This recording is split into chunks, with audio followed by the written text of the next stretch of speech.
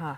Joining me now is former Chief Border Patrol agent on both Yuma and Tucson, Arizona sectors, Clem. Also with us is Chairman of the Border Commerce and Security Council, Nelson Balido. Thank you guys so much. Chief, let's start off with you.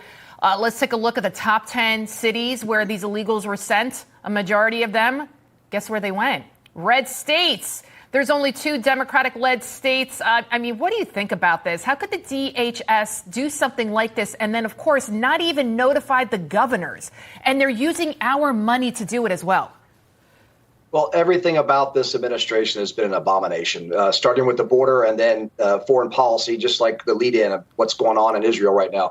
Ridiculous. So what they're doing right now is, again, creating buckets to bail out the water and not fixing the leak. This is another way for them to bring people in to continue to flood the United States with people that don't have a right to be here, or at least not necessarily have a right to be here. These would have been arrests. These would have been encounters at the border. Now they're letting them leap in front of line, get in front of the people that have been waiting in line, and continue to jam up the system. I mean, it's just ridiculous that they do this, and they can do this with a straight face in the front of the media. Again, a complete abomination of rule of law and our immigration system.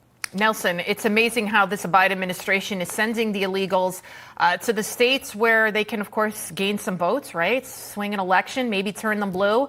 Governor DeSantis, he's fighting back. Let's take a listen to what he said. First of all, it's an illegal program. They're bringing people in who don't have a right to be in this country from foreign countries. We've been after them on this parole for a long time. We've actually won in court. And it's our hope that we're going to be able to get that shut down. We're not a sanctuary state. We don't have sanctuary cities. And we've took action to where you're not getting a driver's license. You're not getting ID cards.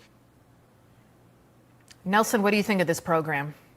Listen, I think that no matter what we do at the state level, the problem is they're flooding some of these areas that are traditionally red states and red areas to ensure that the next census, they will have the populations to be able to make them blue. This is, I think, a long-term strategy that they're looking at, and it's unfortunate that's the case, because if you look at where they're sending them, mostly red states, that's where they need to gain ground. And the census, as we all know, is based on population, not on U.S. citizens. In fact, a bill came up in the Senate just a month and a half ago where the Republicans wanted to say and change the rules of the census, saying let's only count U.S. citizens. And in fact, every Democrat voted against it. So that should tell you right there that what's happening here is a long-term strategy to turn some of these and ensure a long-term viability to turn these areas more blue. And now I want to get both of your opinions on this one. More Democrats are now siding with Trump's border policies. This includes mass deportations for a closed border. As Biden, it seems like he wants this chaos to continue, but the polls, they're saying they don't want it. A separate Gallup poll shows that immigration remains the biggest issue for the American people heading into the election. Chief, I'll ask you first. Do you think this entire Democrat plan, because it is a plan, it seems like they want this invasion, this takeover to happen. Do you think it's backfiring on the Democrats?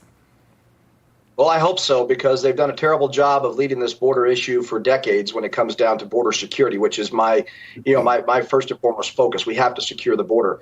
And again, it's the fourth quarter. It's an election year. All the Democrats are going to throw a Hail Mary to try to say, hey, we tried to do something with that Senate bill, which was junk upon receipt. So it had nothing to do with securing the border, about managing the flow of migrants coming in. This is just election politics, and that's what they're going to do. And I agree with Nelson. It's what we've been saying all along, is that this is trying to shift the overall census, playing the long game. Even if they lose this next presidential election, they're looking, down the road, next census, they'll gain some votes. But we've got to secure the border, and we've got to fix this and clean up this system. What this administration has done has been horrific. Real quick, Nelson, I want your thoughts on that. And then also, a lot of people say, there's no way President Trump is going to be able to conduct these mass deportations. Do you think it's possible?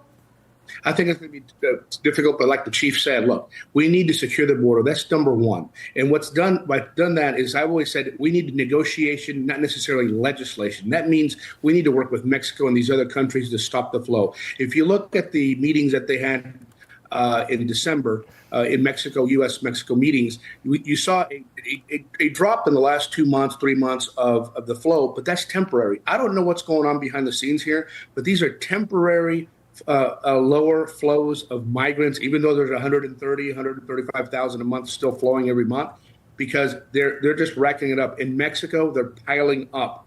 And Mexico has deployed over 20,000 of their National Guardsmen to stop the flow on their southern border. But again, this is only temporary. We need a permanent solution, and we need something now. This administration has had the opportunity of doing it from day one.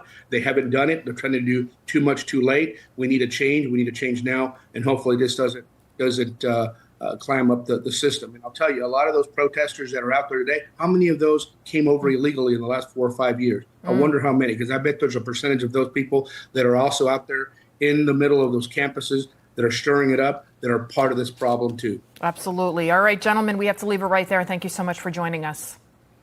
Thank you. Thank you for having us.